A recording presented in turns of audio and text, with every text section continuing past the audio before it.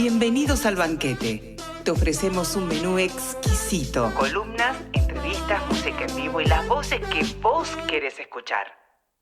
RTN, la radio que seguís eligiendo.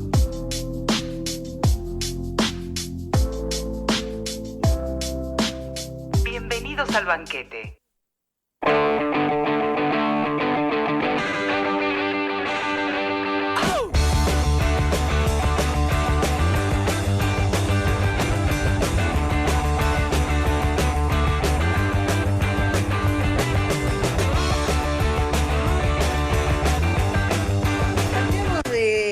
Conductor de la nave, hola Luchito querido, ¿cómo estás? Tanto tiempo, has vuelto con nosotros. Se ve que somos merecedoras de su presencia. Bueno, va y viene, ¿viste cómo hacer? ¿Viste?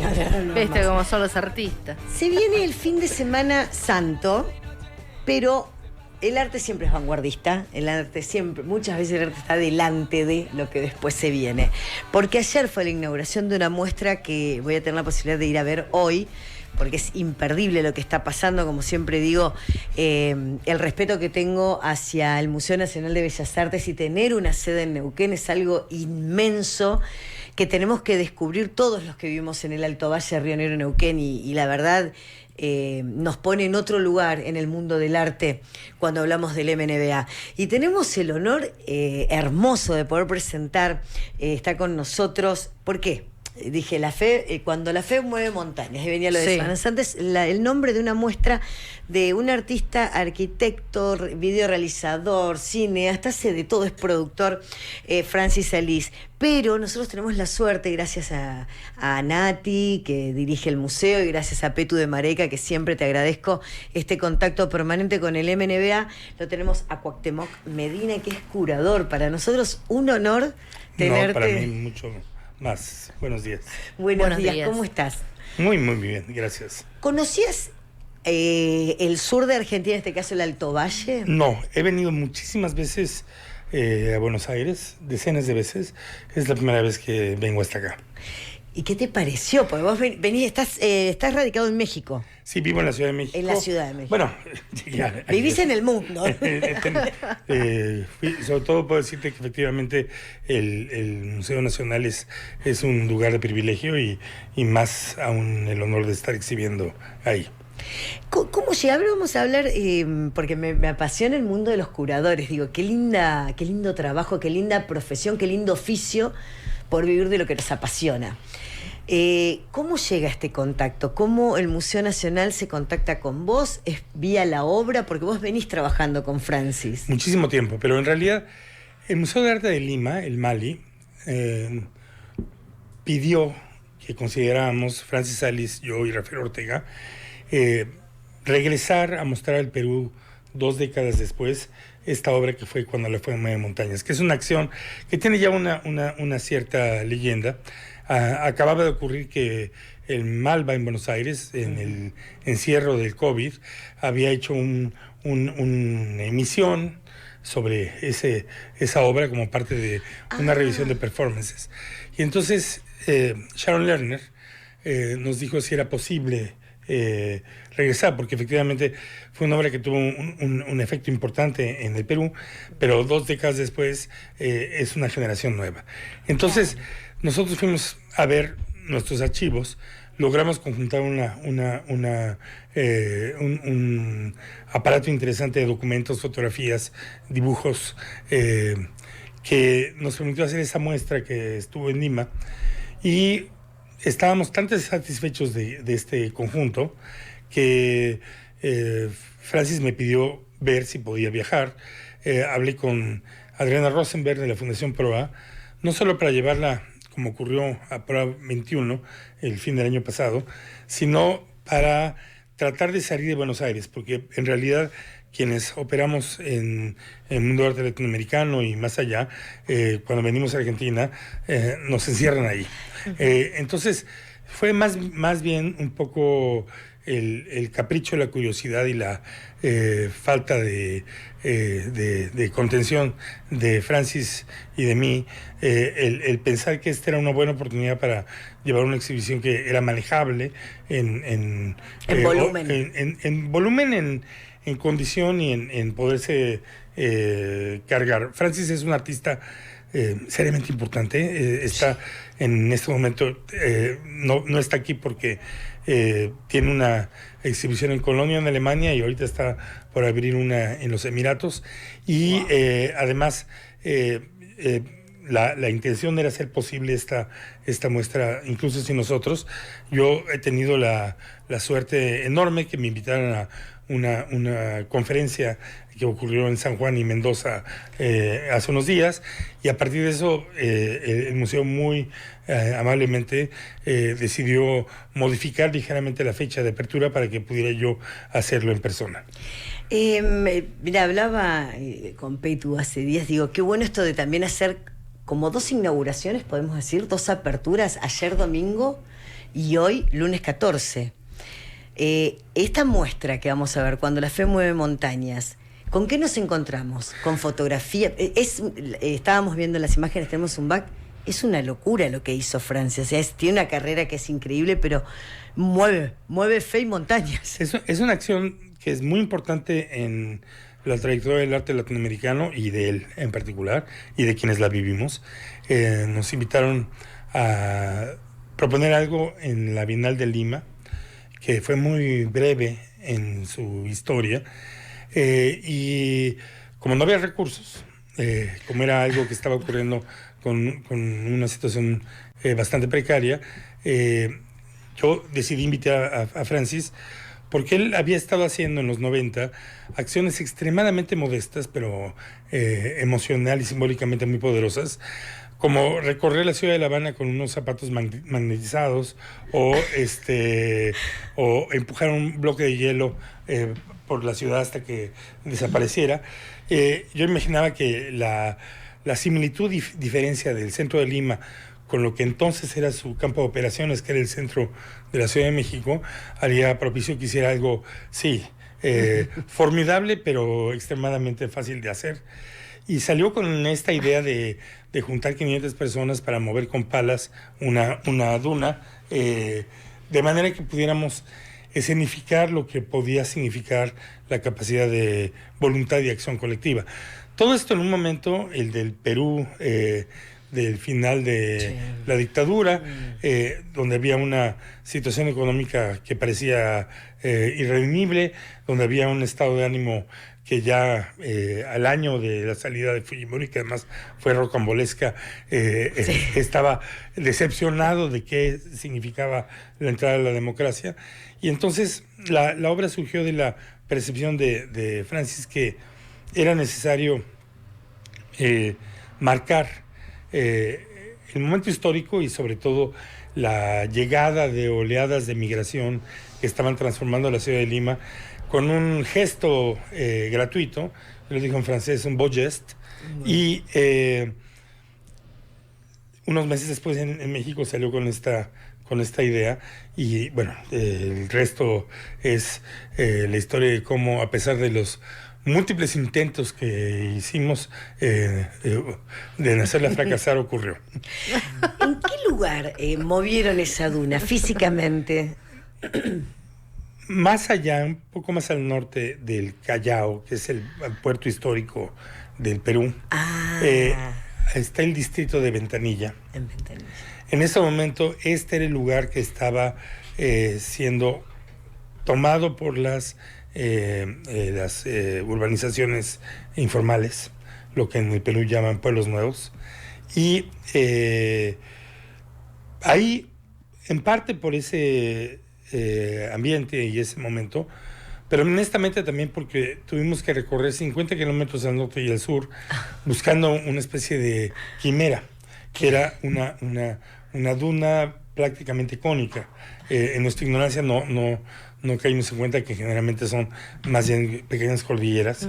Pero además por si a alguien le interesa, ¿no? Es un conocimiento francamente de un solo uso. Las dunas hacia el norte de Lima, en esta franja semidesértica costera, son muy suaves, de manera que uno se hunde al caminar en ellas. Tipo un desierto. Empujarlas no es tan factible.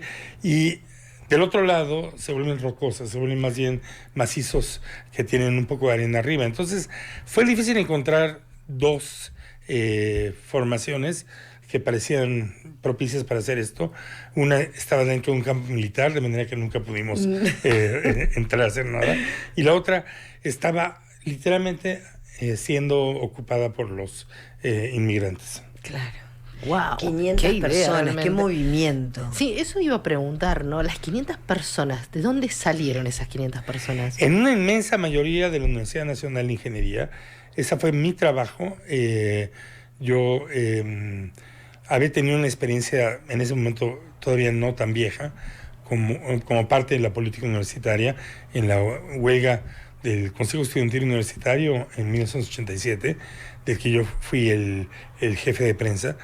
De manera que lo que hice fue aplicar las técnicas que en México, pero imagino que en otros lados, se ocupaba en la movilización estudiantil, que era ir salón por salón interrumpiendo las clases para explicar qué quería hacer uno.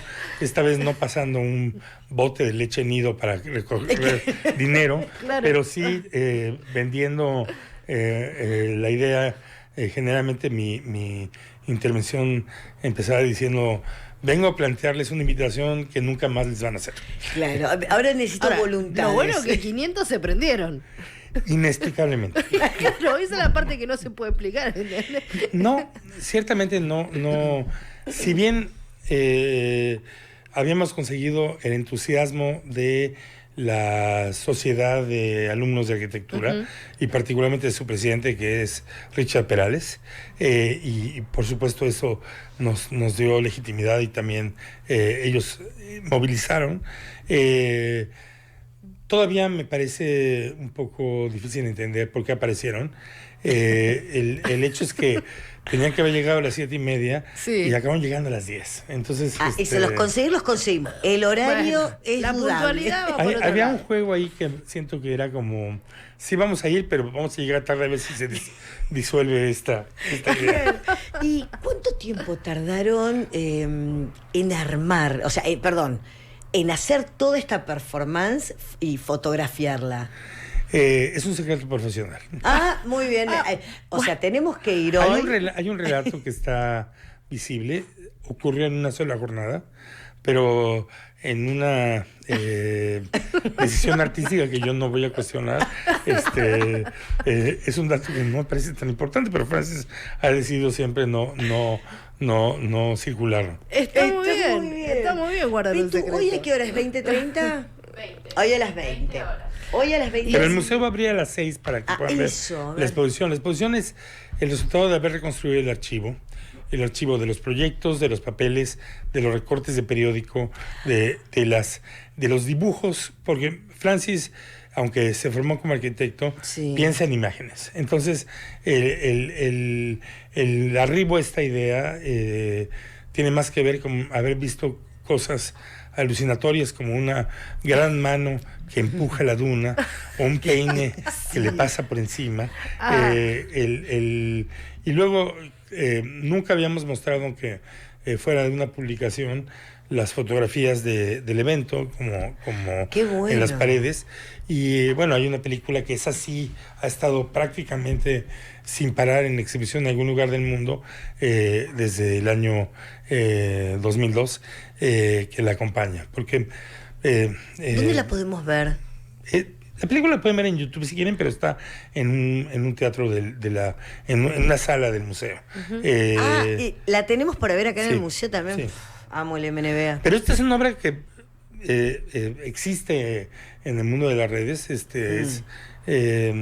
Sí pasa algo curioso, que es una imagen que ha marcado una etapa del arte de acción en América Latina, y también tuvo la peculiaridad de que no solamente ocurrió en el momento en que empezaba la circulación de información por internet, sino que en buena medida es responsable de haber generado la viralización de Claro. obras de arte. Coincidió con el surgimiento de una organización que se llama eFlux, de manera que el pequeño email con una foto que muy precariamente envié yo todavía sin quitarme la arena desde la oficina de la Bienal, de pronto empezó a circular por todo el mundo en aquel momento por correos electrónicos. Era una novedad que algo pasara de esa manera. Hoy Qué Nico bueno. Tecles, que es nuestro compañero, le agradecemos que nos armó el back, me dice, qué buena forma de peinar a una dona, y lo dijo así, o sea, de verlo. Bueno, la imagen de peine, yo debo es confesarles que una uno de los locura. momentos más sorprendentes para mí fue que al momento que bajamos, porque esta pieza tiene dos momentos, uno subiendo y otro bajando, Claro. la primera cosa que yo vi fueron las líneas del peine que habían quedado en la arena. Claro. Una locura. Para aquellos que no son asiduos a ir a muestras o que no están tan relacionados con el arte, por placer o por no, viste que hay gente que no le gusta el arte, cosa que no comprendo, pero ¿qué es ser un curador? Es el nombre que le damos a una especie de mediador de muchas cosas. Digamos que la forma más clásica es el nombre de quienes se encargaban las colecciones científicas y luego artísticas en el mundo británico. Es un término de origen griego, de origen romano, perdón, en latino, que es rescatado un poco pretenciosamente, un poco pomposamente, hacia el siglo XVII, para los que se encargaban de esas colecciones. Pomposamente porque en el mundo del Imperio Romano había los grandes plutócratas que ejercían la función de ser como ministros de obras, de los caminos, o los que cuidaban el río Tíber, eran precisamente curadores, encargados de.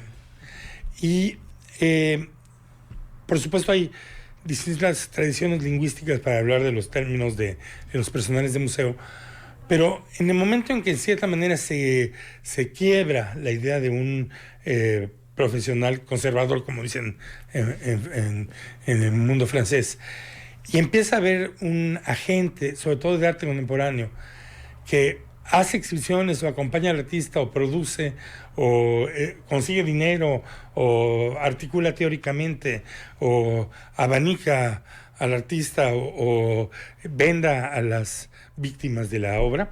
En ese momento este término se volvió el modo en que se refiere una especie de tarea de lo que haga falta. Entonces, Se los traduzco, lo que haga falta. Vamos, hay muchos tipos de curadores. Yo pertenezco en gran medida a la fracción mediocre, que trabajamos en una institución, pero también puede ser simplemente quien está mediando con los ricos o con el aparato estatal o con los públicos. Claro.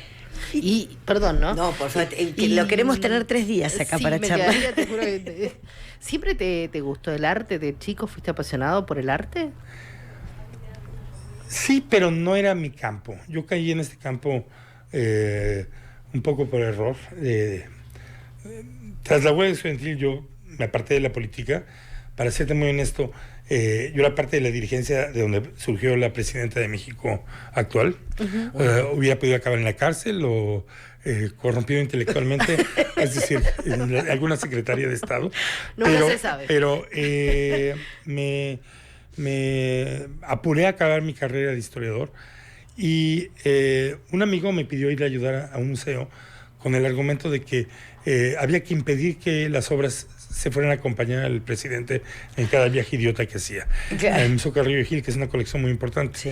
Entonces entré con ese pretexto y en ese momento, yo que había sobre todo aprendido de las vanguardias artísticas del siglo XX en el salón de clase y las lecturas, me topé con este momento de la pintura de los 80 que trataba de regresar a una especie de arte conservador y estable, y lo odié con una profundidad tal que me convertí en un operador del arte nuevo que estaba subiendo. Claro. Entonces es una cadena de ¿cómo se llamaba esta serie de libros infantiles? Elige tu propia Inventa aventura. tu propia aventura. Una cadena de infortunios. eventuales desafortunados que me hicieron no ser un intelectual serio. El hecho es que ese primer impulso luego me obligó a regularizarme y hacer un doctorado, y he estado operando en instituciones en la academia y de manera independiente desde entonces, pero digamos que tengo la peculiaridad de que pertenezco a esta generación que, habiendo sido el joven, digamos, Sí. ya no, de los que Sí, todavía instauraron sí. la función de la curaduría en América Latina en los 90, en la negociación de reinsertar el arte regional en el relato y en la operación del circuito internacional. Entonces sí, hay cosas que he hecho muy directamente en esta dirección. Me tocó ser el primer curador asociado de Tate en Londres, Ay, sí. adquiriendo la colección de arte latinoamericano.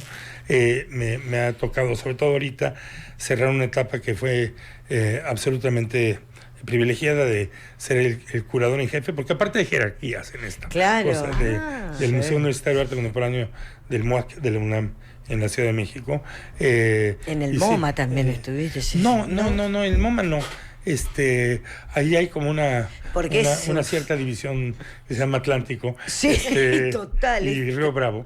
Es tremendo, ¿no? Bueno, Ese es para otra entrevista. pero el MoMA para mí, como decía Jimmy Durham, es lo que antes llamamos Roma, es decir, el centro que no queremos tener. Exacto. Y Eso quería escuchar. buena parte de la lógica del arte de los 90 fue invertir el flujo.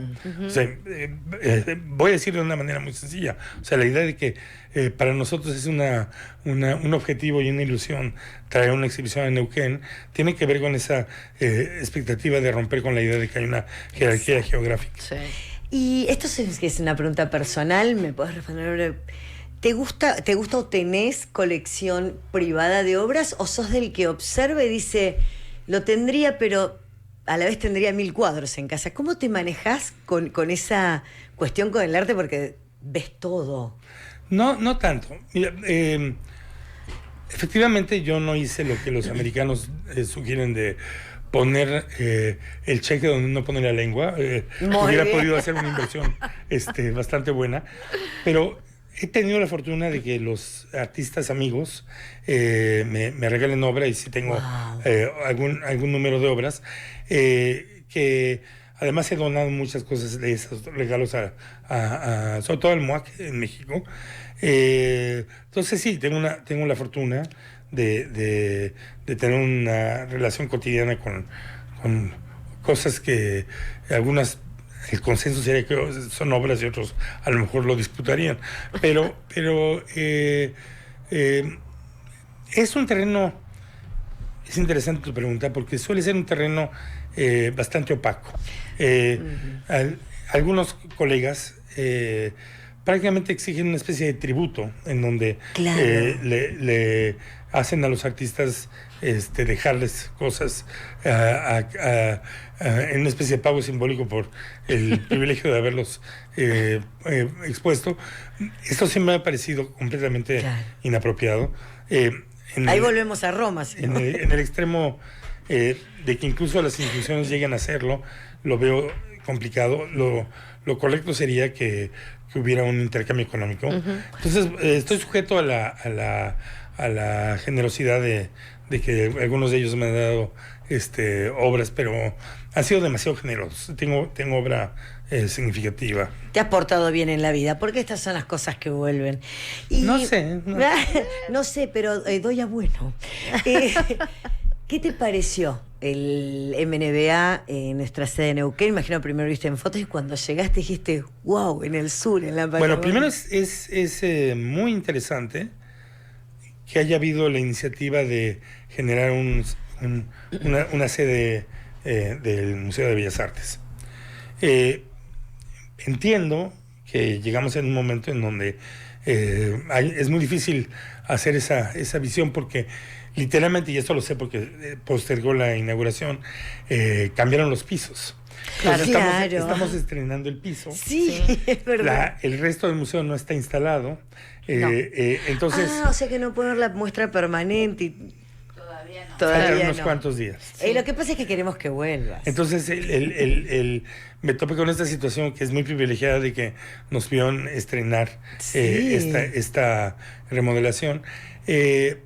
Para empezar, yo creo que es una cuestión absolutamente necesaria y está ocurriendo en algunos países del mundo de manera muy enfática, que estas instituciones que eran capitalinas empiecen a entenderse efectivamente como instituciones que buscan beneficiar a la población.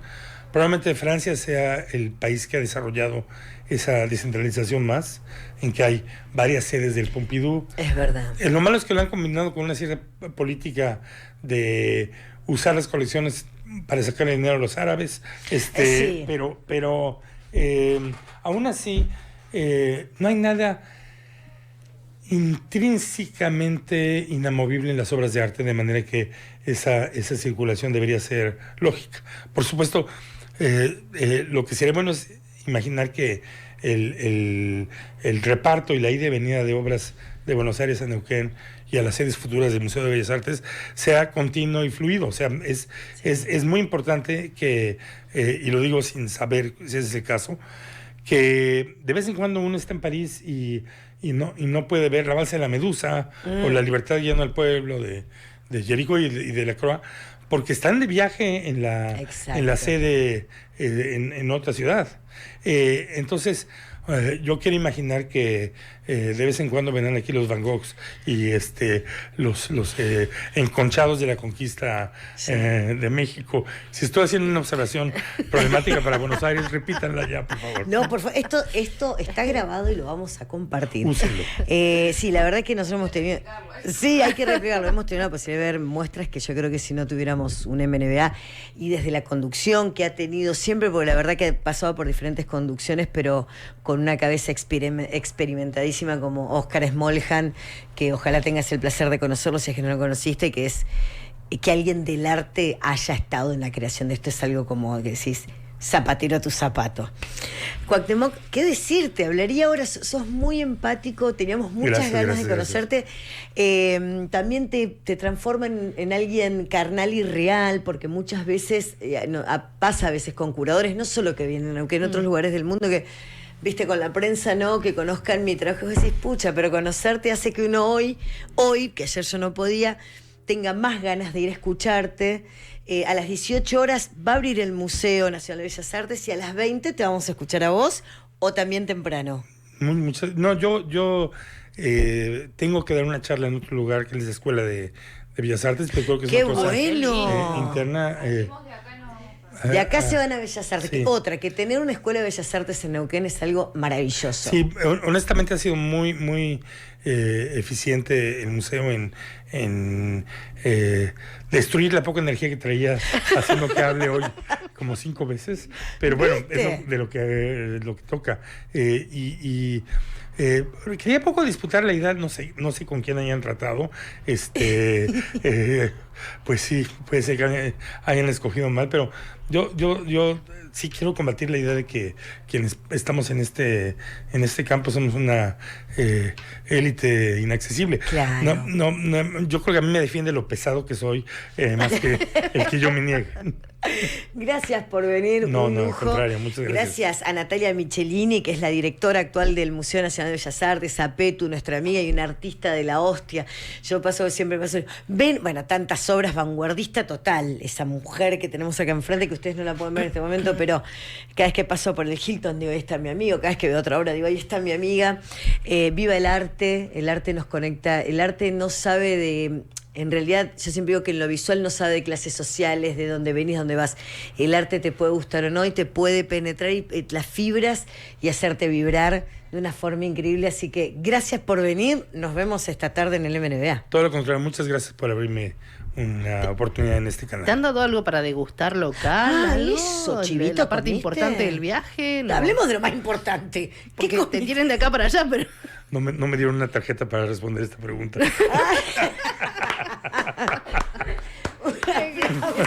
Chicas, un chivito, por favor. ¿Hasta cuándo te quedas? Ya se Hasta va. mañana en la mañana. Listo, hoy a las 20 estamos en el museo y al lado, afuera en un fogón. Llevamos el chivito al museo. No se pierdan estas posibilidades que tenemos en Neuquén. Va a estar hasta el 8 de junio esta muestra. Y leamos sobre los artistas, conozcámoslos. Siempre hay un mensaje que nos quieren dar. A veces es más explícito que otras, pero el mensaje siempre está. Así que estoy feliz. No, muchas gracias. Gracias. Un gusto. De todas las entrevistas igual, está la mejor. Se queda con nosotros para charlar un ratito. Ya volvemos.